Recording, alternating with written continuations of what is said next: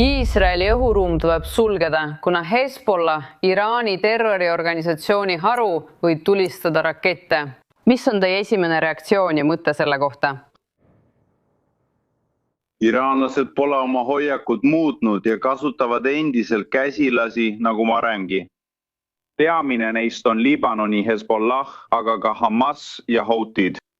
See ongi nende taktika. Nad oskavad vaid naabrite suhtes agressiivsed olla. Nemad on kogu selle piirkonna 47 aastat kestnud pahatahtliku tegevuse autorid ja põhjus. Meie ei tunne, et oleksime kogu selle aja sõjas olnud, aga iga kord, kui kuuleme neid ütlemas surm Ameerikale. Ma arvan, et peaksime seda võtma sõna-sõnalt ja tõsiselt. Nad on olnud meiega sõjas 47 aastat ja me peaksime seda tõsiselt võtma ning me võtamegi. Aga mida see ütleb Iisraeli õhuruumi olukorra kohta? Küsin seda, sest teated viitavad palju rohkematele droonidele, kui oodati. Ma ei tea ballistilistest rakettidest, kuid hävitasime neist üle 90%. Kui see nii on, siis miks Iisraeli õhuruum suleti? Mis on see vahetuht, mida võisime märgata või mitte? No, Liibanonis on endiselt tohutul hulgal rakette. Neist on hävitatud 75%, kuid tõenäoliselt räägime ikkagi peaaegu 100 000 raketist Liibanonis.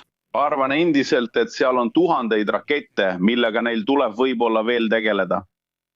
Nad on seda ohtu oluliselt vähendanud, kuid see pole täielikult kadunud. See on huvitav, sest mina mõtlesin Iraani hävitamisele, aga sina ütled, et Liibanonis on endiselt palju rakette. Esindajatekoja spiiker Mike Johnson vastas riikliku terrorismivastase keskuse juhi lahkumisele. Ta ütles, Iraan polnud meie riigile vahetu oht. Selline oli Johnsoni vastus. Me kõik mõistame, et Iraan oli vahetult ohuks ja väga lähedal tuumavõimekuse saavutamisele. Nad ehitasid rakette nii kiiresti, et keegi piirkonnas ei jõudnud järele. Nad olid meie liitlastest, sõpradest ja meist kaitsevõimest palju ees, sest meil oli piirkonnas personal, rajatised, sõjaväelased ja tsiviilisikud. Iraan arendas ballistilisi rakette kiiresti ja teadsime, et neil oli plaan need ameeriklaste pihta välja lasta. Mis on teie reaktsioon? Iraani strateegia sulgeda Hormuzi väin ja tulistada rakette naabrite pihta. Kujutage ette, kui me poleks seda kampaaniat alustanud. Kui palju hullem oleks, kui nad suudaksid tuhanded ballistilised raketid ja droonid valmis ehitada. Nagu ma varem mainisin, iraanlased pole oma seisukohta muutnud. Nad on vastutavad kõige halva eest selles piirkonnas ja on juba aeg, et neid ävardataks rahvaste perest eemaldamisega.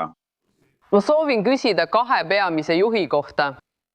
Üks neist oleks väidetavalt riikliku julgeolekunõukogu liige ja teine oli Iraani revolutsioonilise kaardiväe eliitgrupi Basiji komandör. Kuidas neid inimesi asendada? Võib-olla pole see nii muret tekitav, sest olete juba paljud kõrvaldanud ja nägime järjestikust asendamist. Ajatolla on läinud, väidetavalt ka tema poeg, kuigi poja elu märke pole nähtud. Mis on teie reaktsioon? Halvad asjad juhtuvad mõnikord halbade inimestega. See on ainus viis, kuidas ma seda öelda saan. Ja nii peabki olema. Me peaksime muretsema, kuidas nad täidavad nende 2 mehe rollid. Kes oli vastutajate nimekirja tipus? Tuhandete meeleavaldajate mõrv vaid nädalad enne konflikti algust, arvestades nähtut. No, ma arvan, et seda, kes selle ameti üle võtab, ootab tõenäoliselt sarnane saatus. Ma mõtlen, teie vastused on nii lühikesed ja nii otsekohesed. Ma tahan teada, miks te nii arvate. Sest mida me oleme varem terroristidega näinud, ja see on tõesti terroristlik riik, on see, et nad tulevad lainetena, eks? Kas vahe, kui jõuad tasemele, kus ütled, ahaa, see on võimalus Ameerika Ühendriikidele, Iisraelile ja meie operatsioonidele öelda, et nüüd saame teha seda, mida peame tegema. Oleme juba hävitanud piisavalt vaenlase varustust ja kõrvaldanud piisavalt vaenlasi. Tead, paneme selle kampaania konteksti. See on ilmselt kõige märkimisväärsem õhukampaania. Kõrbetormi ajal olime meie lennukid. kui palju missioone ühe sihtmärgi kohta Iraagi vabaduse ajal, siis olime juba üle läinud täppisrelvadele ja mitu sihtmärki ühe missiooni kohta. Nad viisid selle uuele ja enneolematule tasemele. Iraan on 2 korda suurem kui Texas, seal on palju rahvast ja nad on ehitanud palju halbu asju, mis tuleb hävitada.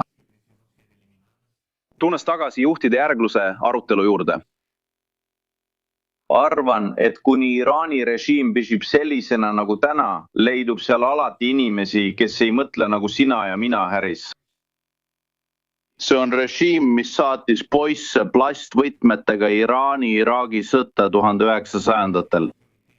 Nad lasid poistel miinivälju puhastada, saates nad surma ja andes neile väiksed võtmed taevasse. Just selliste inimestega me tegeleme. Võib-olla peame selle režiimi inimesi tapma, et eesmärke saavutada, kuid ei tohi väsida tegemast seda, mida teame õigena. Hormuzi väin, viimane küsimus. Kas sellega on võimalik toime tulla? Meie liitlased, ka Euroopas, on aeglased reageerima presidendi palvetele. Mis on sinu viimased mõtted selle kohta? Hormuzi väina probleem on lahendatav, kuid vajab aega. Geograafia on kindel, nii on, ja meil peab olema absoluutne, peaaegu jumalik teadmine, mida vette lastakse. Ma ei näinud ega kuulnud teadet miinide vette kukkumisest. Hävitasime ka nende väikepaadid ja miiniveeskajad. Arvan, et miinide osas oleme ilmselt heas seisus. Aga need laevad, mis sai kahjustada, said pihta nende droonide ja rannikukaitse tiibrakettidega ning me peame neid endiselt edasi hävitama. Kui vaadata, kui palju relvi nad kulutavad võrreldes algse kogusega, liigub see kõver õiges suunas. Me hävitame kogu nende võimekuse. Aitäh, viceadmiral Fox, et olite siin. Ootan juba järgmist vestlust.